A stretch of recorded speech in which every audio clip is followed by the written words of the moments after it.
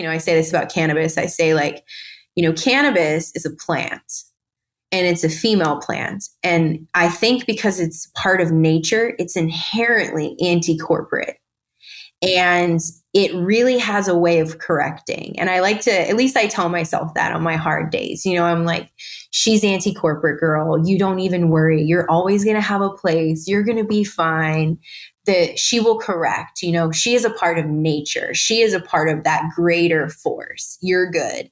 And I like to believe that about psychedelics. I like to believe that the spiritual and mystical side of all of this is going to carry it and protect it.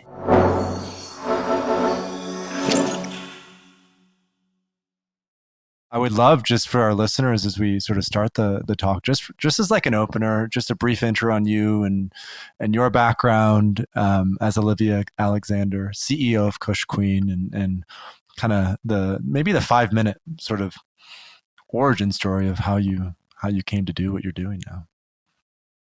Okay, well, thanks for having me. Totally. So I guess I was just an 18-year-old kid living in LA. I was a child actor. I was still acting at this point. I had tried cannabis for the first time and just slept like a baby. Really, truly, I had suffered from insomnia most of my life. And it just blew my mind that cannabis had this power to help me sleep and was everything that I was taught it wasn't. And I had actually known someone who was murdered in 3rd grade buying weed in our town. And so I had a very stigmatized view of it. And then just worked in the industry, just fell in love with it, fell in love with the people, the community, just everything about cannabis. And then built a following on social media. All I did was post my real life on the internet. And very quickly, I built a following. I started a company called Crystal Cult in 2013. I made a sparkly vape pen that literally had crystals on it. And then I called it Kush Queen. And that was sort of the beginning of everything. That was early in the vape industry. And I acknowledged that vapes weren't necessarily the best delivery method for your health long before VapeGate. And I wanted to make products for women, CBD and cannabis products that could actually change people's minds and that actually were effective around that time. I was weaning off of pharmaceuticals, 8 years of Prozac, Lamictal, you name it. I took it for bipolar disorder. And I think it really helped me develop a really, really effective line of products. And then my dream came true. I created a multi-million-dollar business from just about nothing. I went from being in my parents' garage to having, a 3,000 square foot warehouse and all of this stuff happening around me, but I wasn't really happy. I was really, really unhappy. And then my mom got a brain tumor. We had to have brain surgery. And I found myself really just struggling to do basic stuff again. And I was like, I'm going to have to go back on medication. And for me, the meds, they just didn't work. I had been in therapy for like 12 years or something crazy, like just barely getting by, just barely functioning. And that's when I got a life coach. That's when I finally opened myself up to psychedelics and my whole life changed. So that's kind of how I got here. About like a year ago, I started posting on TikTok, went viral on TikTok, posting LSD. Somebody's got to do it. Yeah. Well, I mean, no, but and you were the person. You were the person to do it. You're charismatic. You're young. You come from the mental health background, which is helpful, and then you probably get how to work with those dynamics. And that TikTok is a younger crowd, and to open a space around microdosing to that age is both powerful and also terrifying, I imagine, because you don't know how you might influence kids that are. Well, that's kind of what happened. Is it was an accident. Honestly, it was genuinely an accident. There was a trend and you posted a different photo of yourself throughout the previous year. And I posted the 1 month I said, and this is when I started microdosing. That's all I said. And it was just crazy. What is microdosing? I heard about microdosing. You microdose? Can you talk about this more? And so then I kept posting. And then I posted the LSD journey and I literally thought, oh no, like as it was going viral, like you've never felt anything like this. You've never seen anything like this. So many people, so many comments, so many likes. Like in all my years, I never saw anything like this. And then I was like, do I take it down? Oh no. I thought the people who gave me the LSD were going to be mad at me. I was freaking out about what they were going to think. And then I was like, is this wrong? And then a week later, it was COVID. I was on Clubhouse and I was listening in on a room with Tucker Max. Yeah. And he was talking about his psychedelics and his New York Times article and how all these thousands of people were coming out of the woodwork saying, I need access. Because of course, like a week into going viral, they were turning on me. They're calling me a gatekeeper, Yeah. and they were saying, oh, so you can have it, but we can't. You can have healing, but we can't. And so I was very conflicted because I was like, I have a business. I'm a CEO. I'm clearly not thinking straight because I'm posting this stuff on TikTok where there's a lot of kids. But I kept it up. And then I thought long and hard. He did give me some sound advice. Tucker did. He said, you can, yeah, he did. He was actually, he could speak from a place of like kind of being there, not the same, but different. And he said, like, this is how I decide if I want to help people or not. This is this is my checklist. This is how I did it. Because I think that was really it for me, is I was just really overwhelmed by the sheer volume of people who wanted me to be their opening door to psychedelics. Yeah, shaman, so to say.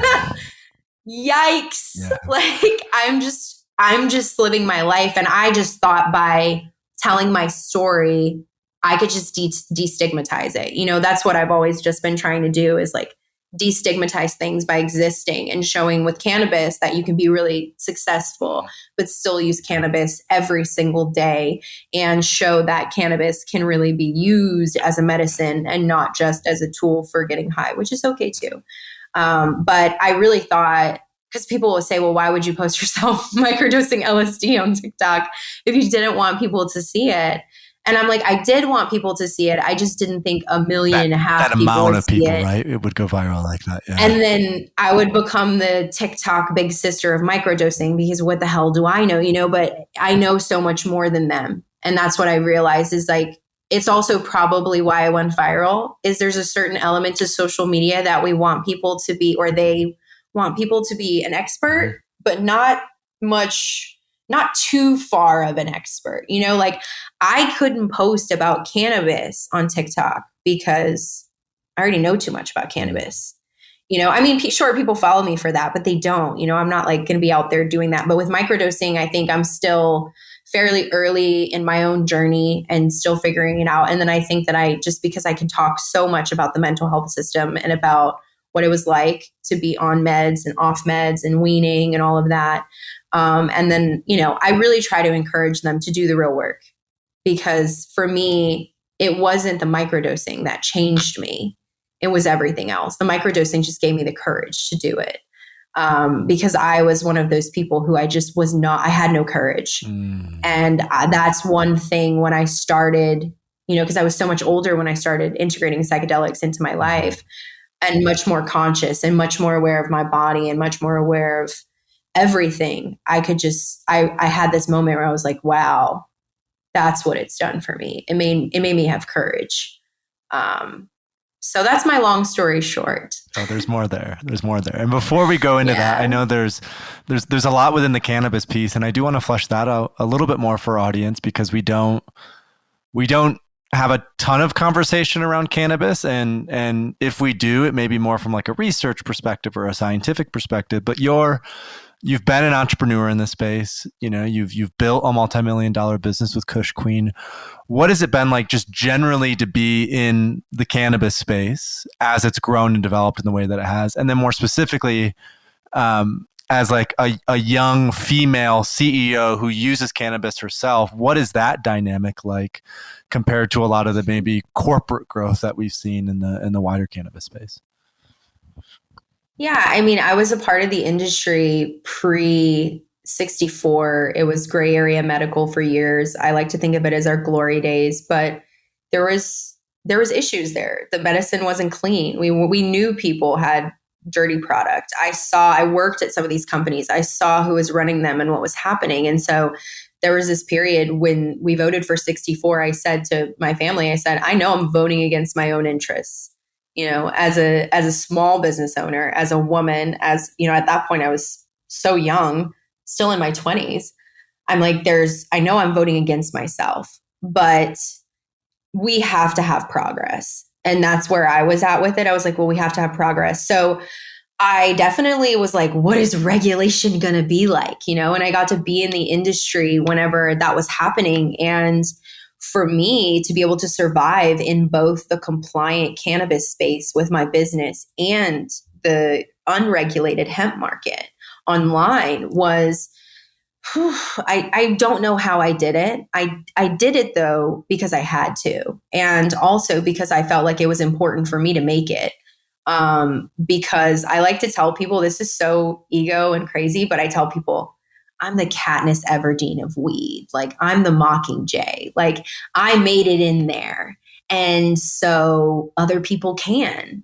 And that's really part of the problem. I mean, in California right now, specifically, corporations, they're running the game. They're the only ones who can survive it. But you can have a profitable business in a space that is very highly regulated. You can exist in a market that you shouldn't be able to exist in. And small businesses can deal with regulation. So I learned a lot. It's definitely been hard to see the industry become what it's become, because so much of it is profit driven, is just for the shareholders. And I really want businesses of all sizes, to be able to exist in any space. I think I'm a little bit of an idealist, and I'm like, can't we all just kumbaya? Like, just because they do that doesn't mean you can't. I know how it feels, because I used to feel like, oh, we got to take them all down, and that was kind of a part of my bid on social media for a long time, was criticizing corporate cannabis, was criticizing the way that a lot of these companies made these products and what they chose to do with their marketing. But for me, I just realized, like, I can just make something better, and I can make something that's true to me, from the products to the marketing to what we do in the community and how we engage in the community. And that's the power of building your own platform. And so that's really what it's been for me. It's just like, I've had a rough go of it, being young, being a woman. People don't think I'm even my age now. They treat me like I'm like 23, and I'm like, whoa, please don't, and there's a lot of misogyny in cannabis I've probably benefited from in some ways, sadly. But what do at you a mean by certain that? point, What do you mean by benefiting from it? well, they call it pretty privilege. They call it beauty privilege. You get to go farther because you're an attractive woman, Mm-hmm. It's sick, but it's true, Like, I know for a fact that was just a part of my experience, was that everyone would let me show up and do all of these crazy things. I mean, even to this day, a very, like, the largest corporation in cannabis took over my distributor manufacturer relationship. And they should have thrown me out. They threw everyone else out, and they didn't throw Kush Queen out. And it's because I have my own thing going on. It's because I make a product that no one else wants to make, because who's trying to make a weed bath bomb except me? And then I have my own following on social media. And I just built my own little corner of this very large industry. And I just worry about myself, And Kush Queen has, like, I don't know, we have over 100 products, I think, on both sides. We have like a 7,000 square foot manufacturing space in Anaheim. We operate in the regulated cannabis market 11 miles down the street in a 25,000 square foot facility. And we ship our products now all over the world. It blows my mind, when I see like these pallets going out to like Japan. I'm like, 5 years ago, I couldn't even sell CBD on the internet, and now we're shipping CBN gummies to Japan. What?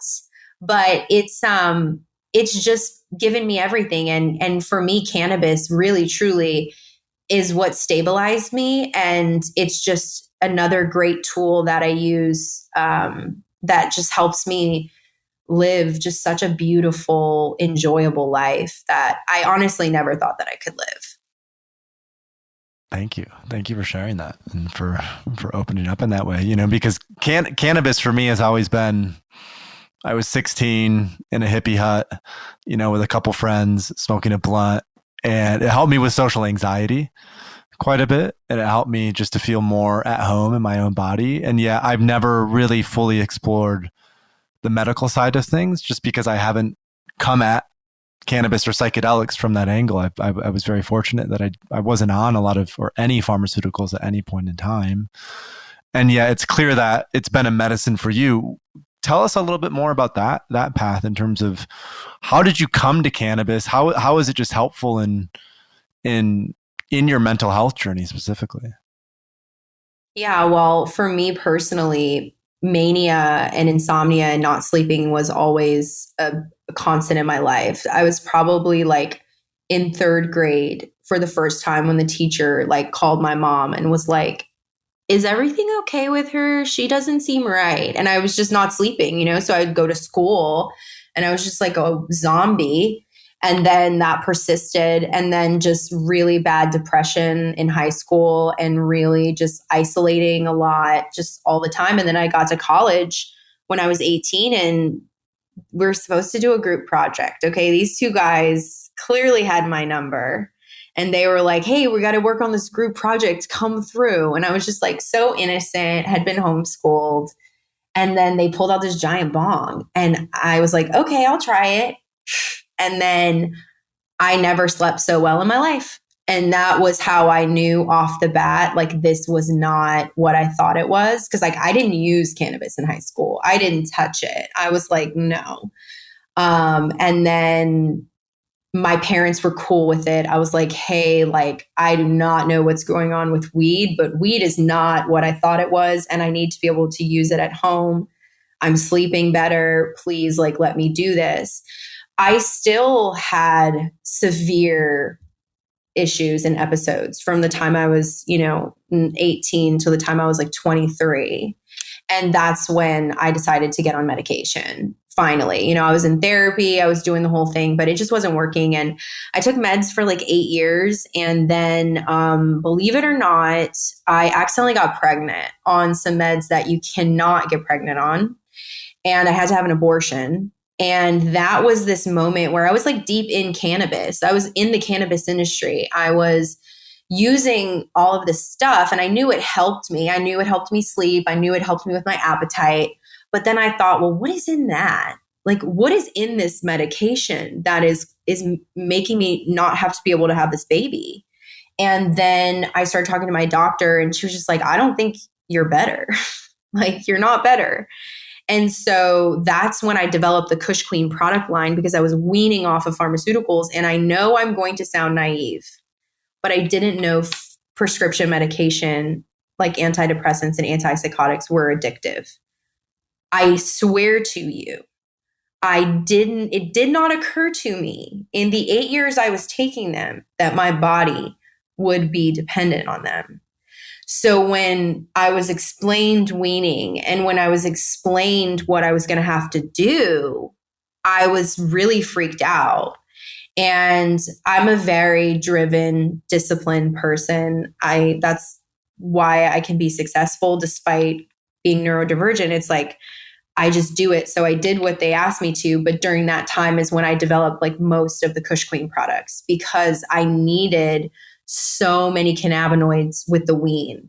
And I realized that if you put cannabinoids in products like your shower gel with like a nanoparticle that can really absorb through the skin, it's a great effective delivery method and you don't have to smoke it or ingest it in the same way. Because that was really what I realized is there are people who could benefit from cannabis, but you kind of need a high amount or you need like highly concentrated minor cannabinoids. And so that's really when Kush Queen sort of like became what it is now. And that's where I learned so much about really applying cannabis in a medical wellness approach as opposed to just like smoking a blunt or, dabbing or any of that kind of stuff, that's really not a part of my, I mean, I've done it, but it's not really a part of my daily regimen. And I wouldn't say it's how I regulate my mental health. So it's instead through the bath bombs and the like edibles, or like what does that look like? Well, so your skin is your biggest organ. Right. You know, that's one of the things. Your skin's your biggest organ. The endocannabinoid system is real. And there's already a lot of medical benefits to bathing. So when you soak in a tub of cannabinoids and essential oils, your body's like actually absorbing it like a sponge. And so that it just improves sleep and deals with like body pain. You really feel like you got a full body massage without getting one. Wow. And so I started reading about the benefits of integrating regular bath taking for sleep, because of course, like a lot of stuff I was looking at was like sleep, like how do I not be manic without medication, sort of was my thinking. So then that was that product. The shower gel is another product, really just trying to get cannabinoids into my system without having to consume. And that's when we developed the nanotechnology that we actually have at Kush Queen that's patent pending. And it really just takes the cannabis oil and it turns it into water. So you can actually absorb it through the skin. We have like tests that show the particle size is incredibly small, smaller than your pore. And so that's when I started to explore feeding my body THC without having to ingest it. So we do gummies, we do tinctures, but we also do fully transdermal topicals, which is what I'm really passionate about. I actually have been doing a little geeky side research and saw that there is a psychedelic that you can actually put on your skin that should be transdermal. Yeah, I'll have to, I mean, I was doing some just late night. Do you remember the company, or do you remember like the specifics of it? Take your time. Yeah. I want to know more about Hold on. I'm going to pull it up and then let me see. What's that psychedelic? Hold on. I'll find out in 1 second. We were researching it. This was a thing. But yeah, I'm just really into unexpected delivery methods, building products. You know, the reason we make products in my family, because my mom has been a huge part of my business and making products, is because we didn't have any money growing up. And if you wanted, you know, something, you had to make it, you know, or whatever. And so my mom, she's a formulator. She's a product maker. So she really helped me with the bath bombs. And then my partner at the company, he developed the nanotechnology and was really from like the old school cannabis side. And he was really passionate about beverages and things like that. So yeah, we just realized though that the nanotechnology and then the continual feeding of the cannabinoids was really what leveled me off. But it just didn't deal with the other stuff, you know, because there's clearly other stuff. It was just keeping me level, you know, and that's why I believe in cannabis. I use cannabis and CBD and minors for mental health, but it didn't fix me. And do I think I'm fully fixed from psychedelics? No, we're always a little fucked up. We're always evolving. And it's like an onion, you know, you're like an onion. You get peeled, but the layers are still there, you know? But whenever I started using psilocybin and LSD is when I just saw myself literally transform. That's the way that I describe it. It's full transformation. Even some days I look at myself and I'm like, who are you? Like, I do not know you, but now I do. It was definitely a journey. So. And cannabis, you know, so we do this training program with Third Wave. It's called CCP. It's like a coaching certification program. And so as part of it, we had someone come in to lead a cannabis ceremony, right? Because there's a group out of Denver now called Medicinal Mindfulness that is training guides in how they can use cannabis like a psychedelic, almost, where you do a little prep. You have the cannabis ceremony with music, you have integration, and people will say that it's very powerful and profound. And yet, that's clearly not the mainstream way of using cannabis. You know, your experience of it was more medical and healing, and that it helped you to get off pharmaceutical medications and find a sense of balance, but it didn't necessarily get to the trauma that was underneath it. And so it's partly psilocybin, LSD are more powerful medicines to bring that up, but it's also partly just the way that cannabis is talked about. It's almost like a new alcohol for most folks in terms of how they're getting into it and how they're using it, right? Unfortunately. Yeah, I mean, even when I see people like there's a lot of like popular beverage brands coming onto the market, and that's what they're intended to do is like you're supposed to dump the cannabis product into alcohol and drink it. And I just find that to be so disturbing that they're marketing like legal cannabis products as that. And I've always been taught by mentors and people around me that unfortunately the recreational movement to cannabis is a massive distraction to the actual medical wellness benefits that can be received, especially from it. I mean, not, I was always taught that like if you inhale cannabis or like it's not medicine, you're just treating side effects there. When you're ingesting it, when you're rubbing it on your skin, that's when it's medicine. And I'm writing a book right now which is really about applying cannabis, like real applications for cannabis from a medical and wellness perspective. And you'd be really surprised at how little information there really is out there on if you're trying to work out, like what are you going to do? And there's so many people coming to cannabis not to get high, and there's just very little information for them to navigate. And unfortunately, people just still love that whole side of it. I never did. I always just did my own thing and knew what it was for me, which was a medicine. But there is a lot of similarities when it comes to set and setting. And I also just think a lot of the anxiety people feel using cannabis has a lot to do with the way we've treated cannabis and the war on drugs. I don't think that it's, separate, but people, they want to tell you you're wrong when you're like, so how do you feel about cannabis though? But really, how do you feel about it? Well, I grew up and it was, and I'm like, well, there you go. You might want to leave some of that behind before you try to imbibe. Right. Right. Julie Holland. Do you know of Julie Holland?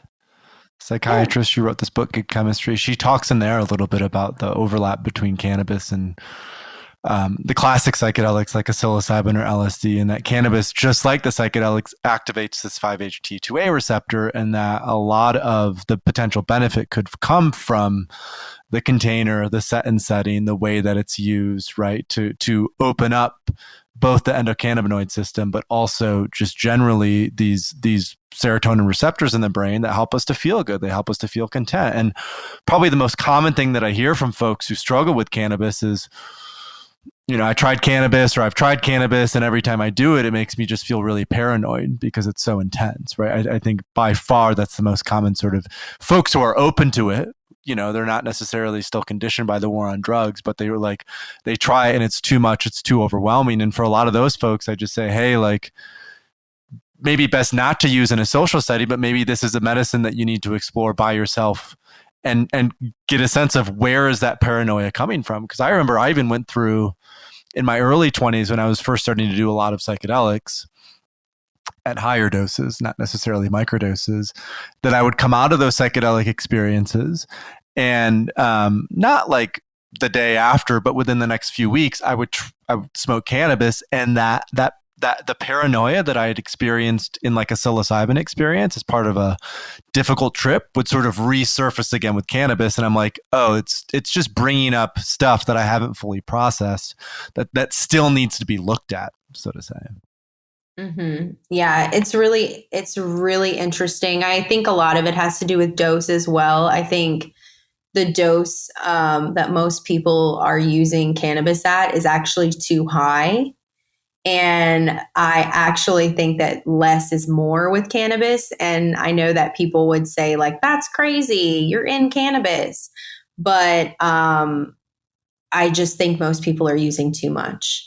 And I just think that flower isn't the greatest expression of the plant. And there's just so much uncontrolled about that type of experience as opposed to topicals and tinctures and just more controlled approach that can get people there. But I think that's sort of also a similar thing. It's how do we control this? How do we keep people safe? I mean, there are people every day who tell me they have negative experiences with just edibles. And I think, well, Lord, what are we going to do?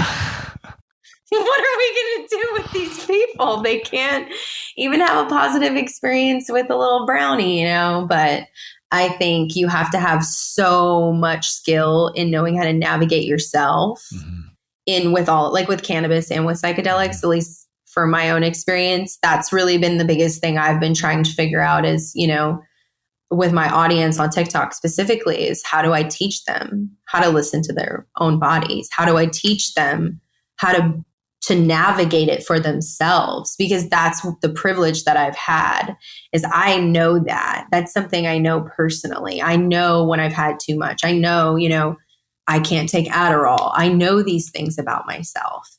And they don't know those things about themselves. And it's very hard to meet people who don't even have a basic framework of listening to their body. And that's a majority of people. You know, that's the part that always makes me nervous and sometimes keeps me up at night a little bit, just because I worry. I care very much about my audience on TikTok. That's something that has just happened, is I think of them like my family. I'm very protective of them. And it's because they're all like fighting for their lives, you know, like it's just so like, it gets me a little emotional because it's just so personal. And people like look at a social media app like TikTok and they just think like, oh, it's just like people like feeding their ego, like posting their outfits. And TikTok it's got a lot of bad stuff on there, but it's not Instagram and it's not Facebook and it's not the same kind of place that's built to sell. It's built for people to feel and then to feel safe with their people. And so that's just been something that has really been challenging for me over the course of this journey, is just how do I keep them safe? How do I keep them from doing stuff that isn't good for them? Because what's even crazier is half of that audience doesn't even use CBD. I mean, they're all just like typical Gen Z and millennials, like on pharmaceuticals most of their life. Very little education on diet, on exercise, on just any kind of holistic approach to mental health. And that's what caused me so much grief as I was like blowing up on that app, because I was like, I'm just not equipped. Like, I'm not equipped for this. Like, I'm trying to run my business. I'm just a person living my life. And I felt like I woke up in the middle of like just this crazy place with all of these people. And so many of them are women.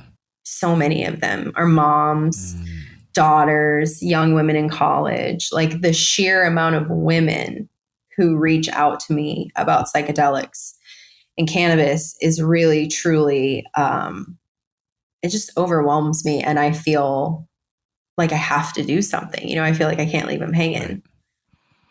Right.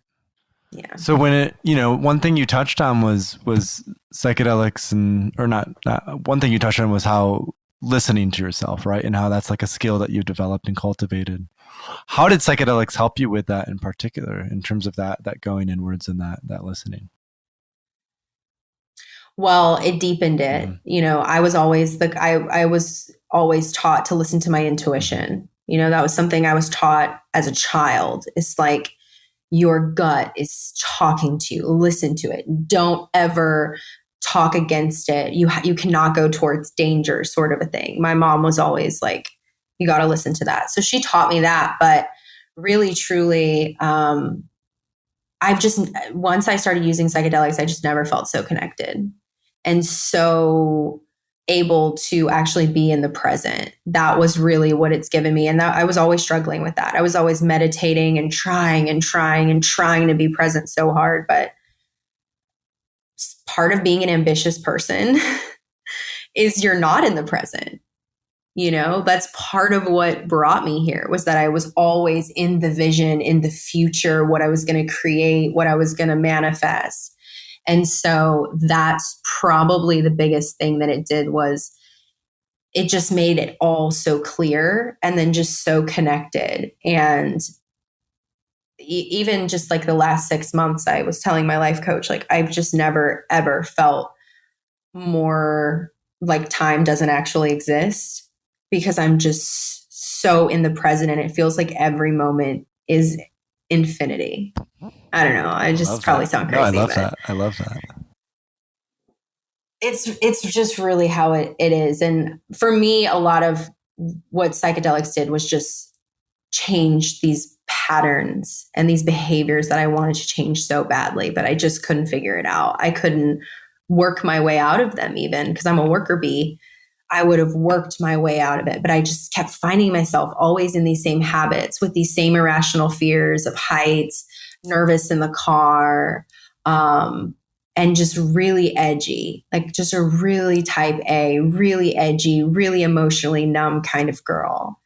And to be able to have joy, even like last night, to be able to just sit down with friends and have Thai food and play dominoes and just vibe. I mean, I was the kind of person, this is terrible. I shouldn't admit this, Okay, but I I want to am. hear Here it. we Yeah, go. let's go. Confessions. I judged people, like actually judged them for having hobbies. Like one time I went on a date with a guy and he was like, "Yeah, I play kickball." And I was like professionally? And he's like, "No, like for fun." And I was like, "This is over. You play kickball for fun?" Like, but I didn't have any concept of that. You know, I didn't have a childhood. And when you don't have a childhood, you don't learn how to play. You don't learn how to have fun. And so a lot of what, using psychedelics has given me is that space to have fun, like pour paint and crafts and being able to do that. Like just being able to even go to like an adventure park and like hang like a monkey and do stuff like that. I didn't do it. I didn't watch cartoons. My mom tried to put on The Lion King for me when I was 6 years old. And I said, I need to watch the news. I just didn't have yet. Why would a 6-year-old need to, like my mom was like, "Oh, watch The Lion King." I'm like, "No, I'm watching something on the Heaven's Gate cult." Okay. Like I just, not normal, not normal. Right. But now I just have that ability to have fun. And then obviously you just see what's really important in life, being able to see what was truly important just transformed everything. So. And did you have fears going into that? Like there was probably a time where you heard about psychedelics or heard how they might be useful and maybe you hesitated. What like going into that first experience, especially with a history of bipolar, right? Because we even hear about this. If you're bipolar, like don't touch psychedelics whatsoever because they could be really, really bad. What was that like going in for you to that first experience in terms of the fears and the thoughts about, oh, like what if this goes wrong or what if this goes wrong or, anything like that? Yeah, that's why I never tried psychedelics, was because I was bipolar and I was taught, no, you can't, you won't come back. And so that was really what kept me from it. And I mean, I had a lot of friends who were in a lot of different communities where psychedelics are a huge part of what they do. And they tried many times and I was always not ready. And I think whenever I had the opportunity, I was ready. And I think that I had done a lot more work on myself and I knew myself a little bit better. So I didn't actually have the fear that I thought I was going to. And the opportunity sort of presented itself. And I saw it as, this must be right. This must really be right. And so I had a really incredible experience. And of course, I've had bad experiences, even though I don't classify them as bad. I just would classify them as like, I went through a period where every single time, even at a microdose, I was using psilocybin. I was having just like all of these things coming up. But I've never engaged with psychedelics in a party setting. I've never engaged with them, not with professionals. And that I think has also been a huge part of why I've had such a successful experience with it, is I've always known and understood how important and personal and special this was, that I got to do this and that I had to respect it. And so I really, I always tell people whenever they ask me about it, I'm like, I've definitely been very spoiled in my experience.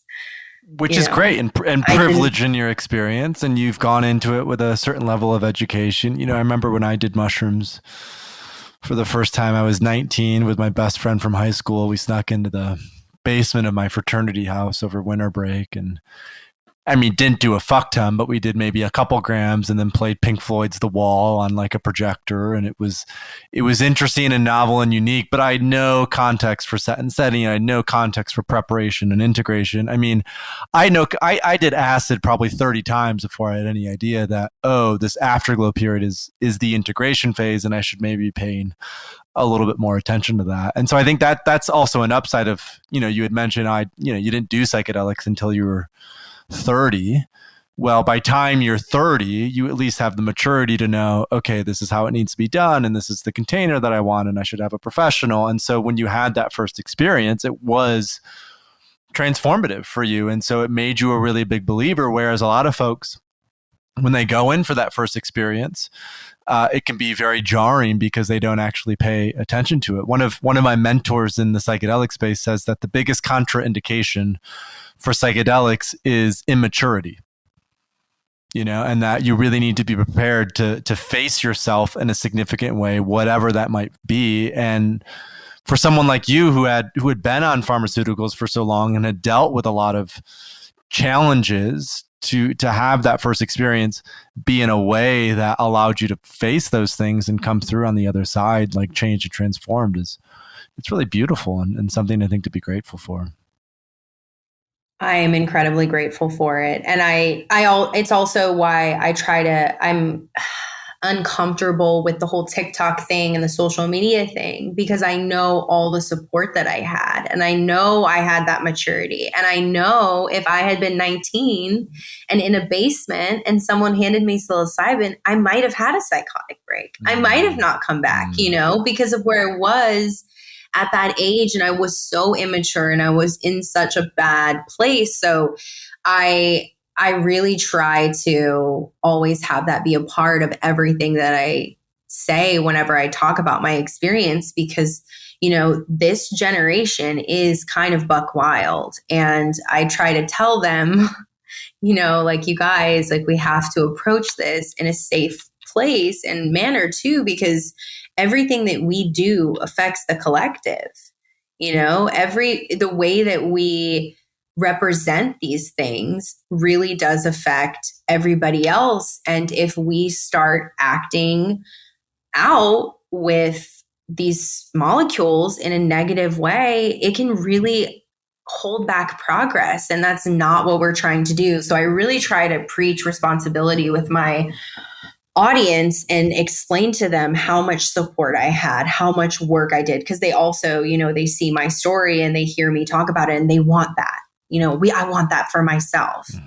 And I'm always just like trying to walk that line, because this is my truth. It's important that I speak from that place. But at the same time, I know how much privilege I had every step of the way, how much support I had, how much access I have, even to product, clean product, all the things. Mm-hmm. And it's really just, I think that's sort of just the challenge for me personally with all of this, is really how I navigate it and how I educate them in a way that is meaningful. Because I do feel responsible for the content that I put out there and whose hands it winds up in, because I think that's one of the things about TikTok is you can't really control where your content goes. And I really just want them to be safe.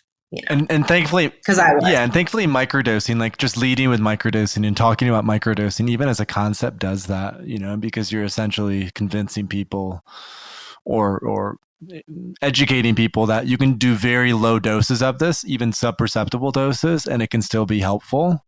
And that's often like a good kind of backstop in a way when getting even viral attention from something like TikTok, because then people go, oh, like, I just need a tiny bit, and they don't go and eat like 5 grams of mushrooms in a dark room with like a couple friends while they're on drinking a fifth of vodka or anything like that. Yeah, well, that's why I predominantly only post about microdosing. I mean, I think I've posted maybe like a handful of posts about like larger journeys and tripping and those types of things because I'm very mindful that the audience is young and they're impressionable. But also, what I have come to realize is most of them want the subperceptual experience. Mm-hmm. You know, they don't even want the experience. Like, that's what's so interesting about the conversation that ended up coming up at the end of the panel. You weren't there, but it was all about like removing the psychedelic experience from the psychedelic, and is that ethical? And it's just really interesting because of how many people I meet and talk to. I think even people who buy my own Kush Queen products, they don't care about the product, they want that result. That's what's driving them, you know? And I think that's what's been interesting about microdosing and that conversation on TikTok, because it's not just me. Like, there are people posting about microdosing for ADHD, microdosing for fitness, microdosing for like performance. There's all kinds of different creators making content about microdosing.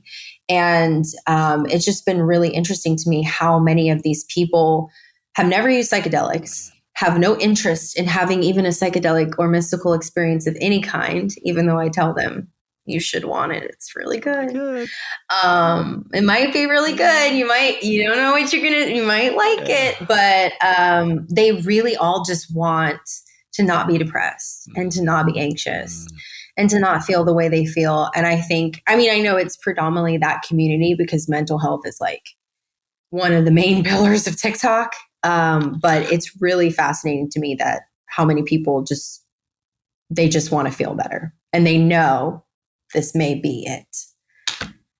And that's totally okay. Like if it's microdosing that helps them, great. And if they try microdosing and it's not quite what they need, maybe they know that they can go slightly higher. This is even a perspective that I've tried to bring to the conversation, where it doesn't have to be a microdose or like 5 grams of mushrooms and a full blown mystical experience. Like, there's 1,000 shades of gray between the white and the black, right? Between those two polar opposites. And even just exploring like a mini dose, or even what I would call like a museum dose, right? Like, it's just stepwise you're going up and bringing more and more awareness to whatever it is that is underneath your sort of conscious activity.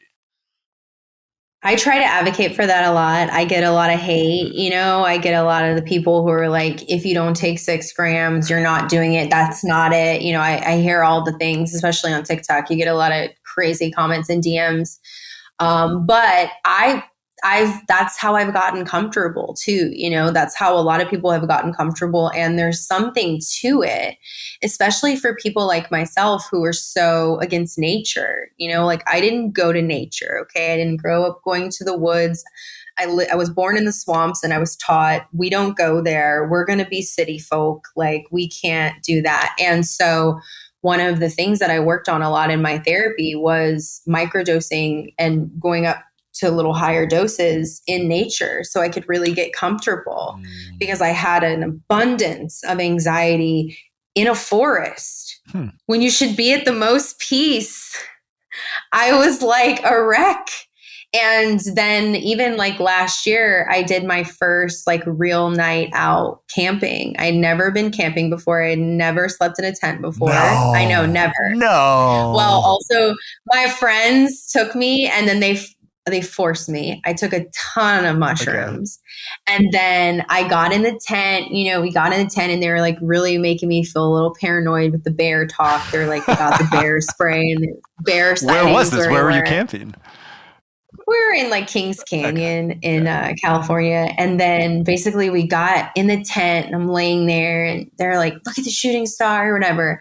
And then I just break down crying. And I'm like, I just can't believe that I never slept under the stars before, like never in my whole life, you know. And there's some kids like could hear them screaming. And I just thought like, wow, like I spent 33 years of my life never doing this, never sleeping in a tent under the stars. And I had this incredible moment with them and they were just like, you're too much. But I had everybody crying in the tent. But yeah, I was very scared of nature, of doing things and being able to sort of up the dose just a tiny bit, you know, just being able to take it there where I'm definitely feeling something. I'm past a microdose, but I'm not quite there, really helped me. And I think that I try to advocate for that. I know there's so many people who don't agree with that and they want people to go all the way, but I really think there's something to it, to a mini dose, to even just stacking up the dose a little bit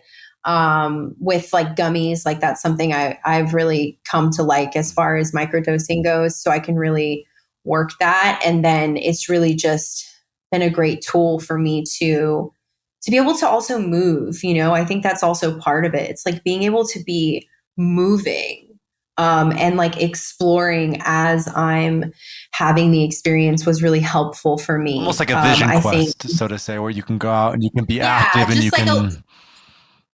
There's a way to yes, go with especially the just energy, for because me. sometimes the energy you get stuck, so to say, or you feel kind of constrained by it, and that's why I love acid in the mountains, because I can take a couple hits and really, you know, explore in Yeah. a significant way the inner and the outer. Well, now I'm like one of those people who's like, I can only do LSD if I'm in the Right. woods. Like now I Uh, need to be in the woods when I do it. I can't do it anywhere else. I need to just be alone and I need to be without people. I think that's like also a very interesting sort of thing. It's just like I have not had very, very many ceremonial mhm. experiences.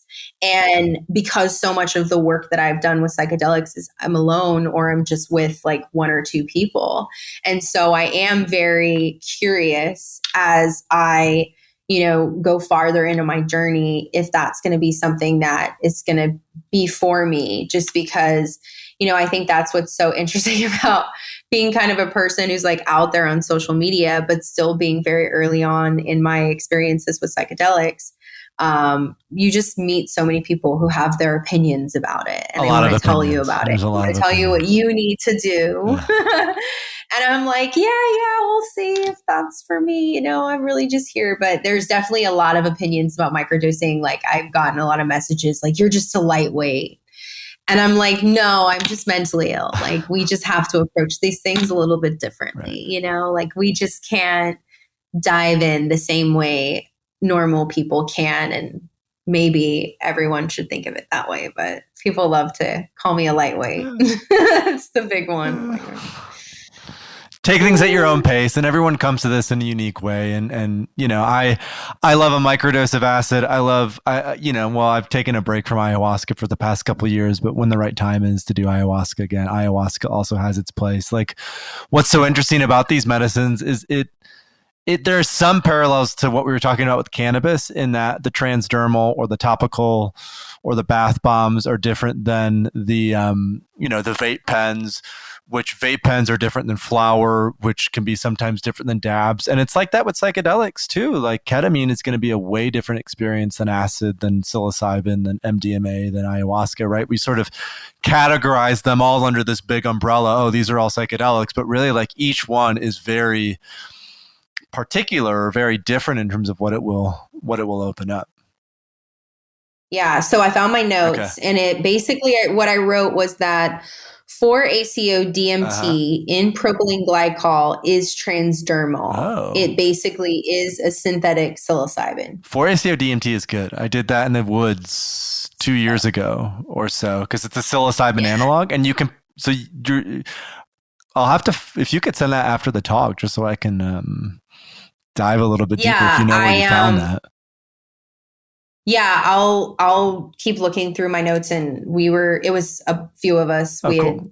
had, like this is the kind of stuff I do with my friends. We just Play get dominoes together and and we smoke and then we like research scholarly journals and try to find things. sounds But fun. yeah, we're kind of nerds, but I like it. Well, it's just very fascinating to me. I agree with you. Like there's so many intricacies, Mhm. like the same thing with cannabis. I mean, in writing my book, like it's so hard. I'm trying to explain to people like it's so much more than a strain, like strain's almost like the last thing you should be thinking of. And it's the delivery method. There's just so much more than what people think. And that's what like fascinates me the most, is trying to like explore all the different ways that people can get there, especially because I think with certain things with smoking, I think people are just so stigmatized. And smoking anything is a lot for people. And I've just noticed, like, if you can rub it on people's skin, you can do a lot. And so I was literally just like, I wonder if a topical psychedelic exists, and evidently it may. It may. So we'll see. But yeah, That's I'll funny. send you Send that. it to me. Okay, last question before we wrap up, which is sort of, you know, you as a visionary in the cannabis space built Kush Queen, multi-million-dollar business. You did it in a really unique way. You found your own niche. You know, you've been very successful in that way. And you've started to sort of dip your toe in the psychedelic space, right? Particularly with TikTok and microdosing. I'm just curious to hear from you, like, based on the lessons that you've learned through cannabis and the perspectives that you've generated through your involvement in the cannabis space, what are your hopes for the psychedelic space as you started to like observe the industry emerging and the different players and sort of the different conversations? What to you would feel really, you know, like full of integrity and healing and everything in terms of the psychedelic industry growing and developing? What are sort of your aspirational ideals for it as an industry?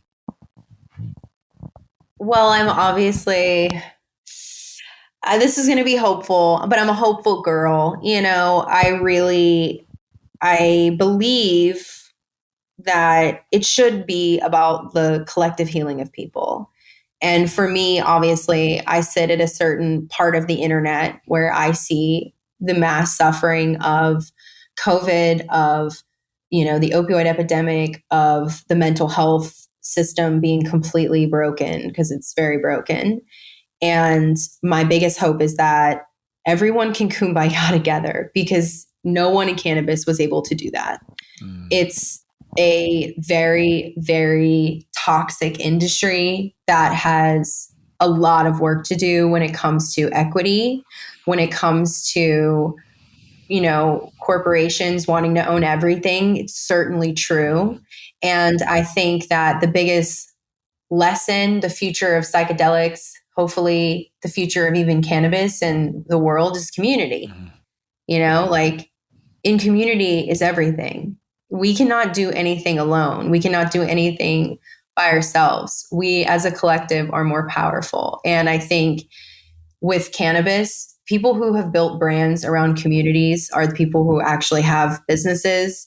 And I mean, I think there's no possible way that psychedelics as an industry can develop like cannabis. I just don't. Like, people can't have nice things. We know this. Like, they cannot handle these molecules. I say that, like, with all certainty. Like, they cannot handle them.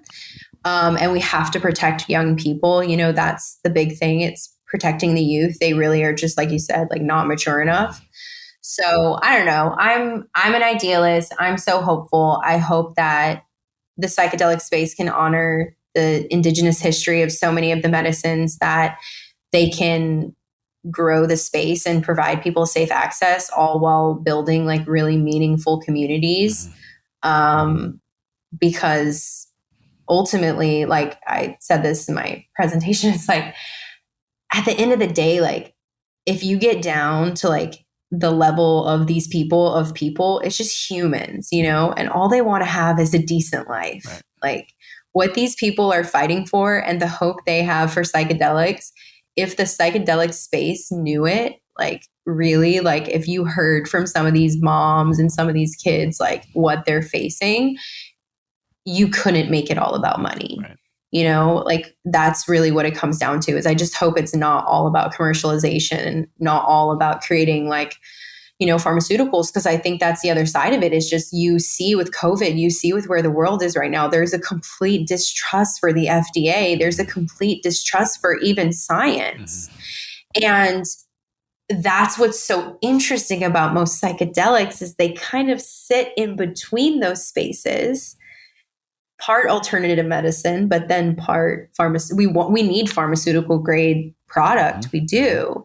So I hope that the psychedelic, like, since it's a psychedelic, you know, I say this about cannabis. I say, like, you know, cannabis is a plant, and it's a female plant. And I think because it's part of nature, it's inherently anti-corporate.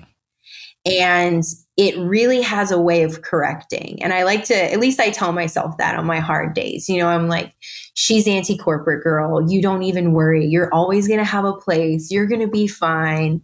That she will correct. She is a part of nature. She is a part of that greater force. You're good. And I like to believe that about psychedelics. I like to believe that the spiritual and mystical side of all of this is going to carry it and protect it. But greed is real. It really is. And some of these people are some of the worst people. And my fear is just when things become publicly traded, when you're out for your shareholders, you're not out for the people and you're not out for their greater healing. And at least, because I'm coming at it from such a true place of, this really just brought me so much. I just want to speak truth to that because not everything can be about money, Right. Yeah. So I don't know. That's not very eloquent, but it's really just like, I'm like, oh, it's really fucked up. I hope we can all kumbaya together and make it good because people are running out of time. Right. Well, my sense of it is one thing you're hitting on is wealth has been too narrowly defined, right? In terms of money and financial wealth is much broader than that, right? It's way beyond that. So that's, I think, one thing that psychedelics have taught me personally is this concept of existential wealth, the wealth of existing, the wealth of being, and what that means on a day-to-day basis. And then my observation of the psychedelic space has been there's so many different players, from the for-profits to the nonprofits, from the private companies to the publicly traded companies, from the activists to the entrepreneurs, and it feels like there's a space for everything. And there's been a space that's opened up for disagreement, and there's a ton of disagreement. And I think that's so healthy and necessary to the successful growth of it, is being okay with disagreement and being willing to disagree. And particularly for those who are the nonprofits, for the activists, for those who are not driven by money, to have the courage to speak their truth about where they're coming from, and to be able to work in tandem with the business-minded folks, because the business-minded folks, frankly, know how to get shit done in a reasonable way. That's what drove cannabis. Right. Like that's the thing. We can't say, oh, we have cannabis everywhere for people's medicine. No, it's because of money. Thankfully, like I'm grateful. I wouldn't have what I need every day if we hadn't driven this forward. So I think it's just all about balance, of course, like we're all just trying to find balance. And I do think at the end of the day, there's so many good lessons to be learned from cannabis, though. And I really wish that people would,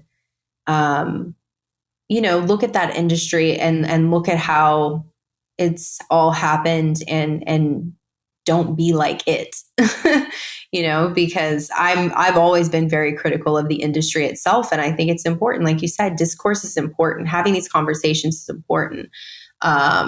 Speaking truth to power is important. And I think at the end of the day, though, it's going to be what it's going to be. I love the speculative conversations really get me. People are like, what do you think's going to happen? I'm like, I don't know. I'm making TikToks. That's what I know for sure.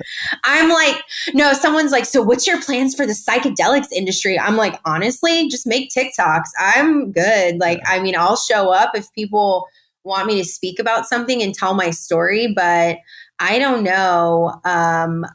I don't think it'll be for me.